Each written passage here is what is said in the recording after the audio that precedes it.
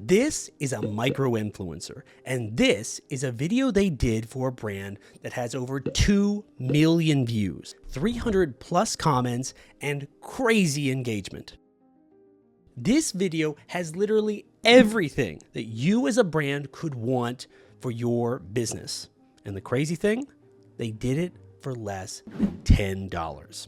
In this video, we're going to uncover why micro-influencers are taking over the influencer marketing space, why top platforms like Instagram Reels, YouTube Shorts, and TikTok videos are changing the way that we look at influencer marketing today. We're going to uncover the psychology behind why micro-influencers might just be more important to brands today than big influencers with millions of followers. And we're going to uncover how you can take advantage of this for less than $10 to get micro-influencers on your roster and starting to promote your business, just like the video we just saw. So what are micro-influencers? Well, micro-influencers really comes down to 3 key things. 1, they have less than 20,000 followers. These are not going to be big brands with millions of followers. They're going to be smaller accounts, but accounts that are visible. They can't have 1 to 5 followers. They've got to be above 5,000. Ideally, we're looking in that 5,000 to 20,000 follower range. Second is that they're going to be in a niche. If they are in fashion, they're not just going to be in the fashion niche. They're going to be in specific niche, such as women's footwear or men's coats. They're going to be hyper specific. And third, which is super important, is they're going to have a high engagement rate. They're going to have on each of their posts lots of comments, lots of people who are highly engaged with their comments, and not just comments that are saying heart or an emoji. These are going to be comments that are specific to the video and that are specific to the audience. So what makes micro-influencers so powerful? And why are people turning to micro-influencers over big influencers in the space who have millions of views? Well, it all comes down to the platforms. YouTube Shorts and TikTok videos and all the other social media platforms we're seeing in the past weren't able to distinguish good content from bad content. They really relied on the number of comments, the number of likes,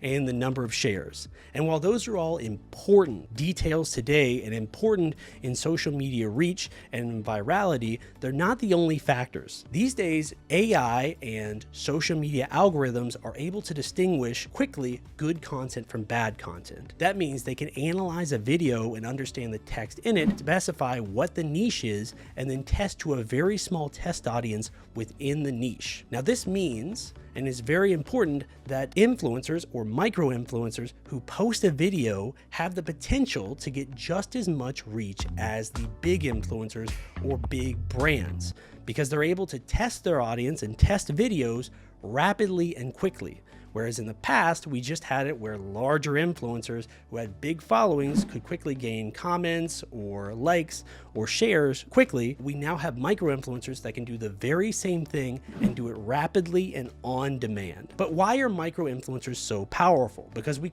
typically think micro-influencers as smaller accounts that have less credibility, that less people are following, that really don't have the same credibility as the big influencer with millions of followers that has a lot to lose if they post something that's not good. Well, it really comes down to 3 key core marketing principles. The first marketing principle is trust and authenticity. When we look at larger brand accounts, people are typically less likely to trust them because they don't view the content as authentic. When surveyed, 92% of people trust micro-influencers over big brands and celebrity influencers. And this really comes down to the trust and authenticity of what they're presenting. Is what they're presenting authentic, and does it seem authentic? When we see micro-influencers with less than 20,000 followers and with very engaged comments, we often think that that is a much more correct or a much more authentic audience, and we're going to get what we're asking for and what we're seeing in the video. The second principle is the halo effect. And the halo effect really comes down to other people in the comments section liking the video and talking about how good the product is. We typically see when something is giving us a positive image, for example, even in a video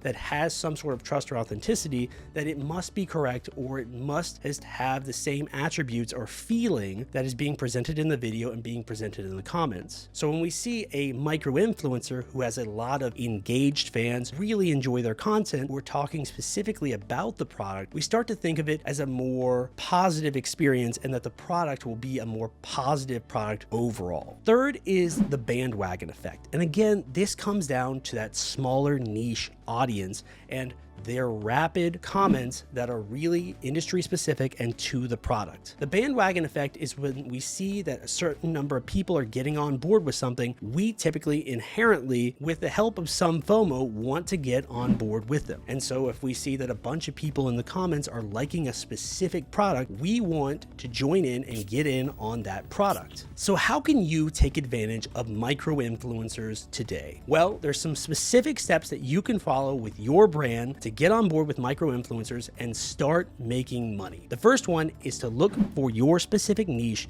and find a niche within a niche that fits your product. In the example before, if you were a shoe brand, you would be looking for people in women's fashion or men's fashion who are selling specific shoes, or in the case of men, specific coats. Once we found that specific niche of a niche audience, we now want to reach out to all of the micro influencers or the people we can find with less than 20,000 followers who also have high engagement. The next step is to vet how many of those people are responding, and if they are responding well, which ones we want to go with.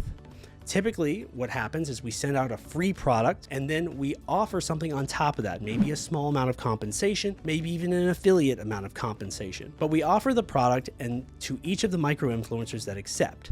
Now, this means that we're going to get a bunch of different micro influencers pushing our video. But why is that important? Well, as we said before, or when we look at the videos that are going out, TikTok or Instagram or YouTube, each of those platforms is testing the video to a smaller audience before it goes to a massive audience. And so as we have more videos, we have more potential for our video to go viral. So really, micro influencers are changing the way that we look at influencer marketing. In the past, we looked at influencer marketing as big brands and celebrity endorsements as being the most potent and powerful way that we can reach a large audience. But nowadays, smaller influencers and micro influencers in particular are able to reach just as large of an audience and quickly. And that means that we can save a lot of money by going after micro influencers while big brands are still targeting larger influencers and still get the same reach. But I'd love to hear what you think about micro influencers in the comments below. Do you have a different opinion, or you think something's different? Let me know down below. Anyways, if you like the video down below, and I'll see you in the next one.